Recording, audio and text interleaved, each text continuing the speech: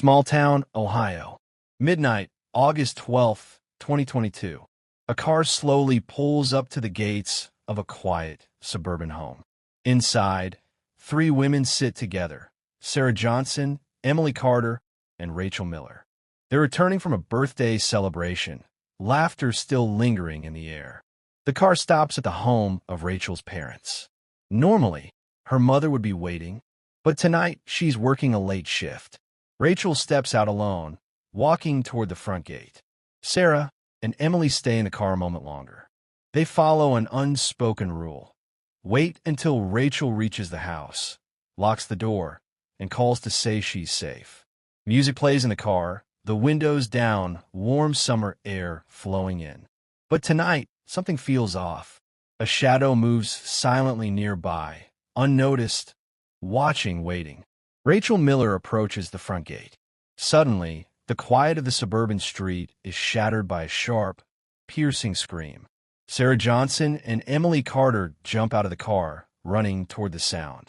The distance from the car to the gate is only a few meters. Rachel is already on the ground. A dark, spreading stain quickly forms on the asphalt. Sarah reaches her first and sees a deep wound on Rachel's neck. Blood is pouring, unstoppable. She presses her hands to the injury, trying desperately to stop the bleeding. Meanwhile, Emily spots a male figure fleeing the scene. He gets into his nearby car, starts the engine, and disappears into the night. The friends check for a pulse at her wrist and neck. At first, it seems Rachel Miller might still have a heartbeat, but it's faint, barely there. Hands shake, making it nearly impossible to check her condition accurately. Minutes later, police arrive on the scene, followed by paramedics. Doctors examine Rachel lying by the gate. Resuscitation is no longer required. They confirm Rachel Miller is dead before she even reaches the hospital. Narrated.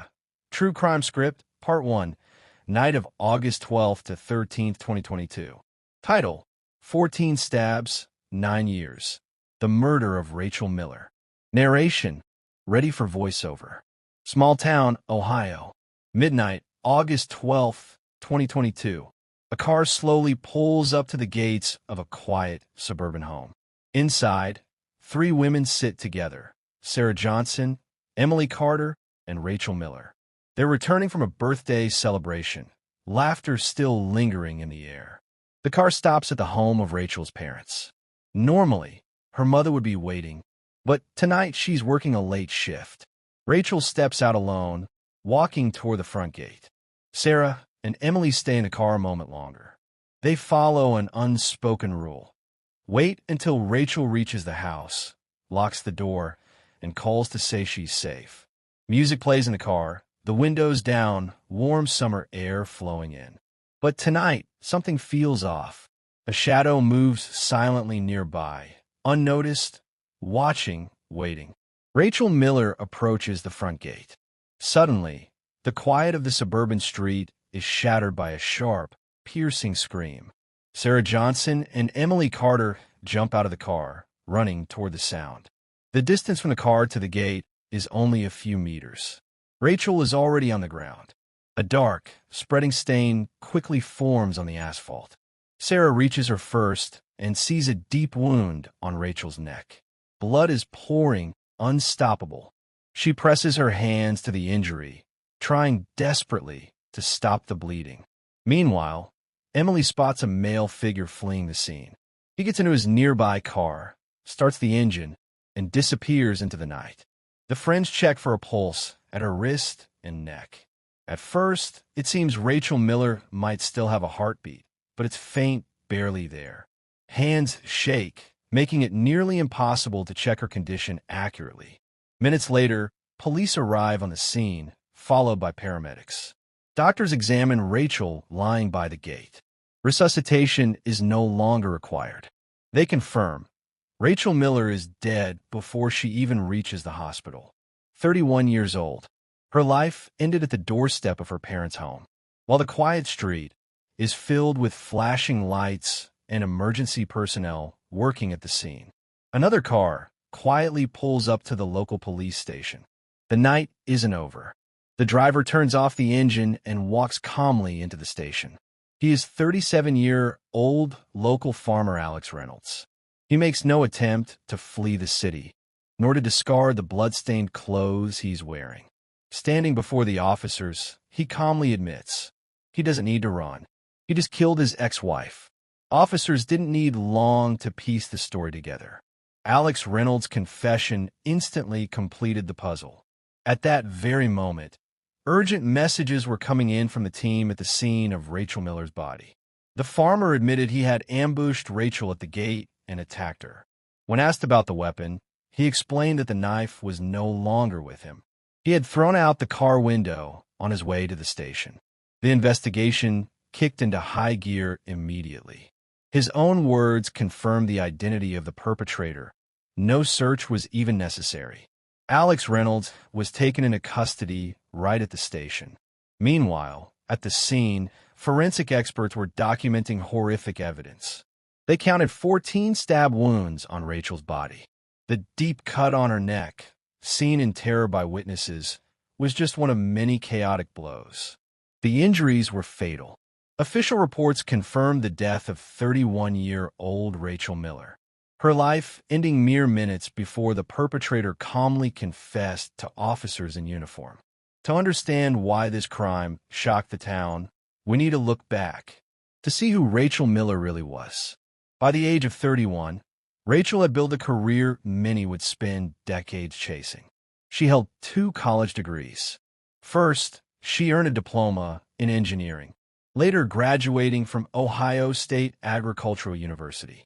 Her education allowed her to become head of the Agricultural Development Department in the local county administration. Summer 2022 was a period of intense work. Rachel took on a long-standing issue for the community: crop damage caused by roaming livestock. Narrated. Rachel Miller organized the work of her farmhands and implemented electric fencing, protecting local crops from damage. Thanks to her efforts, 5 new agricultural cooperatives sprang to life. By autumn, her department was planning a major land reclamation project spanning 300 acres. Colleagues saw an energetic professional, always on the move, meeting farmers, negotiating subsidies, making things happen. To the outside world, Rachel Miller was a successful woman with a radiant smile. But behind this professional facade, another reality existed. At an average height, Rachel weighed only 101 pounds. Her frailty was noticeable to those around her, but the true reason was known to only a few. Under business suits and layers of makeup, she often hid fresh bruises. While discussing equipment purchases and village development at meetings, her personal life was a constant fight for survival, living with a man who considered her as property. The story began in summer 2007. To understand the roots of this tragic union, we must go back to when Rachel Miller was only 16 years old. Rachel Miller was finishing high school and living with her parents in northern Ohio when she came home for summer break to visit her grandparents in a small town in the Midwest. It was here that she first met Alex Reynolds. His attention quickly went beyond typical teenage flirtation. Alex was significantly older and relentlessly persistent, bordering on obsession. He would wait for her at the front gate, track her movements, and demand constant attention. Rachel's parents saw his behavior as a serious threat. Her mother directly warned him to leave Rachel alone, reminding him of her young age and the need to finish school. But Alex ignored every warning. When summer ended and Rachel returned north with her family, Alex followed her. For a whole year, the adult man lived in her parents' apartment, keeping Rachel under constant supervision. Even in a city far from his own, he restrained his aggression in public. But private scenes of jealousy erupted whenever Rachel simply walked outside and passed other men. Behind this relationship, Alex Reynolds maintained another life. In December 2007, he was convicted for causing serious bodily harm through negligence. This part of his past didn't stop the unfolding events. As soon as Rachel turned 18, the couple officially married, formalizing a union that had begun under a shadow of control and intimidation. Immediately after finishing high school, Rachel Miller gave birth to her first child. The young family, now with a baby, left northern Ohio and moved to Alex Reynolds' family farm in the Midwestern countryside, where Rachel found herself completely dependent on her husband. In 2009, the couple decided to start a farming business. They purchased 2 abandoned barns from a former cooperative in the town of Oak Ridge and began raising pigs. The business quickly grew, but roles were unevenly distributed. Alex became the public face of the enterprise. By 2014, he won a state grant for breeding an elite sheep breed. Local news even ran a story portraying him as a model hard-working farmer, developing the community and teaching their eldest son the value of labor. But reality off-camera looked very different. The main burden fell on Rachel. From 2015 onward, she was officially listed as farm manager, but her duties went far beyond typical management. Rachel handled bookkeeping, coordinated deliveries, and personally sold meat at the market. Alex expected her to work equally hard, physically alongside him. Rachel cleaned the pens, removed manure from pig and sheep enclosures, and cared for poultry herself, while maintaining her responsibilities as a mother and wife. Alex Reynolds made no allowances for Rachel's small frame. Legally, their marriage had ended in the middle of building their farm business. In 2013, the court officially granted the divorce, but receiving the paperwork did not free Rachel. Alex refused to move out, and the couple continued living under the same roof. The situation froze in a strange limbo. Legally single, Rachel remained in the same house and on the same farm. After the divorce, the couple had a second son, further tying Rachel to a place she desperately wanted to escape. Life as an ex-wife turned out to be far worse than marriage itself. Alex imposed total digital and physical control over Rachel. She was required to answer video calls on demand, not merely speaking to him, but panning the camera to show the entire room, proving no other men were nearby. Any man who accidentally appeared on camera or came near triggered Alex's uncontrollable rage. The level of tension Rachel lived under is illustrated by the incident with a gold chain. Once, she went to the clinic for a thyroid ultrasound. After the procedure, she discovered she had lost a valuable necklace Alex had given her. Her reaction was not mere annoyance. It was sheer terror. Rachel told her friend, "He will kill me. He will bury me." She did not go home to confess the loss. Instead of going home, Rachel rushed to a jeweler and commissioned an exact replica of the lost necklace, paying a hefty sum for rush service. Even after receiving the duplicate, Rachel was afraid to wear it at home. She explained to friends that if Alex ever found the original necklace in the car or among her belongings, seeing the copy on her neck would reveal the substitution. For the loss of this gift, Rachel expected physical punishment, which she believed was inevitable for any misstep. The point of no return in their relationship came on the night of June 16th to 17th, 2022. Inside the Reynolds home, an argument erupted, quickly escalating into hours of physical abuse. Alex beat his ex-wife for several hours. In the neighboring room, their 6-year-old son slept. To avoid waking or frightening the child, Rachel endured the blows silently, without crying out. The farmer's aggression wasn't limited to punches. At one point, he threw Rachel down the stairs. His physical superiority left her with no chance of resistance. The abuse only stopped by early morning. Around 4 a.m., seizing the moment, Rachel grabbed her sleeping son and ran outside. She was wearing nothing but pajamas. With her child in her arms, Rachel managed to reach her mother's house, finding a temporary refuge. Despite a sleepless night and the injuries she sustained, Rachel went to work at the local administration the next morning. Her colleagues immediately noticed something was wrong.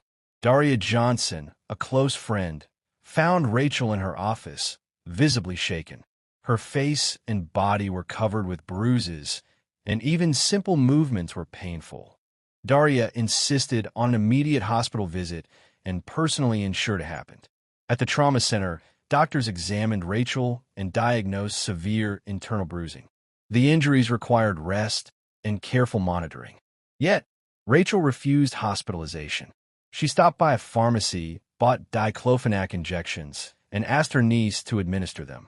Once the medication took effect and the sharp pain subsided slightly, Rachel returned to her office, determined to continue managing her district's affairs.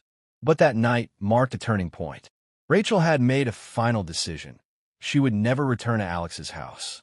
After her June escape, Rachel Miller never went back to her ex-husband. Together with her sons, her 13-year-old eldest and 6-year-old youngest, Rachel moved in with her parents. July 2022 became a time of actively building an independent future. Rachel, determined to take control of her life, secured a mortgage and purchased an apartment in the state capital. Her plan was clear: renovate the apartment, wait until her eldest finished 9th grade, move the family to the big city, Nerea, so her children would be shielded from the family conflicts. To make this happen, Rachel took time off from work and dedicated herself fully to setting up her new home. Friends and colleagues who saw Rachel during this period noticed dramatic changes in her demeanor. For the first time in a long while, she appeared calm and composed. In a conversation with her friend Yana Harris, she admitted, "For the first time in months, I'm finally sleeping peacefully." Rachel's plans extended beyond the move. She considered starting a new life, possibly even a new marriage, and dreamed of having a daughter one day. But Alex Reynolds was unwilling to let go. Upon learning about her new property, he took the keys from Rachel, effectively blocking her access to her own apartment. The economic pressure escalated. Alex Reynolds seized Rachel's property documents, including her house and car papers, and even took the savings she had painstakingly built. According to friends, he forced Rachel to refinance her car loan under new terms, stripping her of financial independence. Instead of focusing on renovating her new apartment, Rachel now faced public harassment.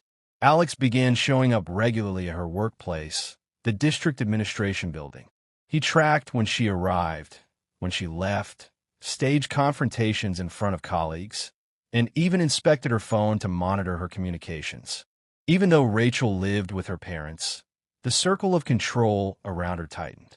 Her ex-husband methodically deprived her of resources and freedom of movement, turning her attempts to start a new life into a daily struggle to maintain autonomy. From January to August 2022, the local police station accumulated a stack of complaints linked to the Reynolds family. Rachel did not remain silent. Over 8 months, she filed 13 official police reports, each detailing specific episodes of aggression by her ex-husband. These reports describe how Alex broke windows in her home, took and destroyed her mobile phones to cut her off from contact, and harassed her on city streets. In the text of these reports, Rachel explicitly mentioned threats of murder and extreme violence. Yet the law enforcement system responded only with bureaucracy. Alex's actions were classified under minor administrative offenses. He was fined for petty disorder, battery, and public intoxication. In February, authorities placed him on a preventive record as a domestic troublemaker, a measure that offered Rachel little real protection. The local police officer assigned to Alex Reynolds visited him at his home from time to time, conducting routine check-ins. But these measures amounted to little more than fines and warnings. No criminal cases were initiated for his systematic harassment. Rachel confided to friends and family that whenever she asked for real protection, the response was always the same: no body, no case. For the system, this remained a prolonged domestic dispute between ex-spouses, a situation the authorities were slow to intervene in until severe consequences occurred. Meanwhile, Rachel's file of 13 police refusals continued to grow, while Alex remained free. On the morning of August 12, 2022, Alex Reynolds appeared at the district administration building. He did not come for a professional meeting. Instead, he stormed into Rachel's office, demanding she transfer her share of the family home to him immediately. The confrontation lasted for a long time. Alex exerted intense pressure, insisting she give up the property, ruining Rachel's mood before the evening had even begun. That day, one of Rachel's friends was celebrating a birthday nearby, adding another layer of tension to the unfolding events. After an exhausting and tense day, Rachel Miller hesitated, unsure whether she should attend a friend's birthday celebration. In the end, she decided to join her friends, hoping for a brief distraction. Rachel and the women met and headed to a local cafe. Almost immediately, Alex Reynolds entered the same establishment. He didn't join the table. Instead, he positioned himself at a distance, silently observing Rachel and monitoring who she was talking to. When the group decided to change the scene and head to a nightclub, Alex followed in his car. Inside the club, the harassment continued. He stood in the shadows, eyes never leaving Rachel. At one point, he approached her closely and said something.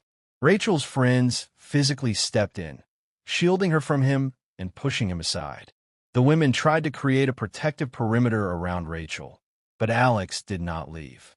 He remained in the venue until the very end, silently watching every movement of the group. From the darkened club, investigators later reconstructed the events of the night of August 12th to 13th, 2022, down to the very seconds, relying on witness testimonies. The car carrying Rachel and her friends finally stopped at her parents' house. The street was quiet and enveloped in darkness, unaware of the danger lurking nearby. Rachel Miller stepped out of the car and began walking toward the front gate of her parents' house. She had no idea that Alex Reynolds had arrived earlier. He was hiding in the shadows, just around the corner of the fence, using the darkness as cover. Alex waited patiently, knowing Rachel would soon be alone in the open. The moment she reached the gate, he emerged from his hiding place. In his hand was a knife. The attack was swift and brutal. Alex did not speak. He did not try to reason or negotiate. He immediately began to strike. Later, the forensic report confirmed that Rachel had suffered 14 stab wounds. The assault was so fast and violent that she didn't have a chance to fight back or escape. Rachel Miller's funeral was held on August 14th, 2022, just a day after the tragedy. Dozens of local residents came to pay their respects.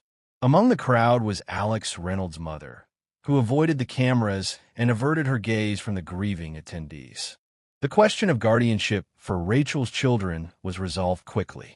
Her two sons, aged 13 and 6, were taken in by Rachel's parents. Zara Hatmulin officially completed the paperwork, becoming the legal guardian of her grandchildren. Rachel Miller stepped out of the car and walked toward the front gate. She had no idea that Alex Reynolds had arrived earlier. He was hiding in the shadows, just around the corner of the fence, using the darkness as cover. Alex waited patiently, knowing Rachel would soon be alone in the open. As she reached the gate, he emerged from hiding. In his hand was a knife. The attack was sudden and brutal. Alex did not speak or attempt to reason. He immediately began striking. Forensic experts later confirmed that Rachel had suffered 14 stab wounds. The assault was so fast and violent that she did not have a chance to resist or escape. Rachel Miller's funeral took place on August 14th, 2022, just a day after the tragedy. Dozens of local residents came to pay their respects. Among the crowd was Alex Reynolds' mother, who hid her face from cameras and avoided the gazes of those gathered. The matter of guardianship for Rachel's children was resolved quickly. Her two sons, 13 and 6 years old, were taken in by Rachel's parents. Zara Hatmulin officially completed the legal paperwork, becoming the children's guardian. The children's reactions to their mother's death differed because of their ages. The older teen fully understood the circumstances of Rachel Miller's death and his father's role in it. The younger child was given a gentler explanation by the family. He was told that his mom fell asleep, became an angel, and flew to heaven. During the investigation, financial details of the final day surfaced. It was discovered that just before turning himself in, Alex Reynolds had seized all of Rachel's savings and handed them, along with the house and car documents, to his mother. The property Rachel had worked years to secure was now out of her family's reach. The case quickly drew widespread public attention. The prosecution compiled not only Alex's confessions and the murder weapon, but also Rachel's archive of formal complaints. The 13 police reports Rachel had filed from January to August, initially treated as minor domestic disputes, became key evidence of systematic harassment.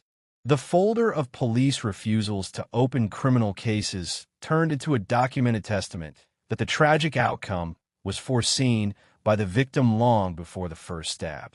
A legal resolution in the case was reached 1 year after Rachel's funeral.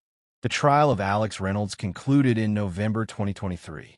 Despite turning himself in the night after the murder, his approach in court shifted dramatically. The defendant denied intentional homicide.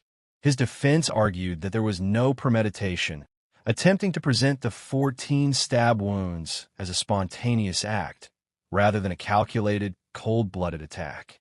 The prosecutor requested a 14-year sentence, but the court handed down a lighter verdict.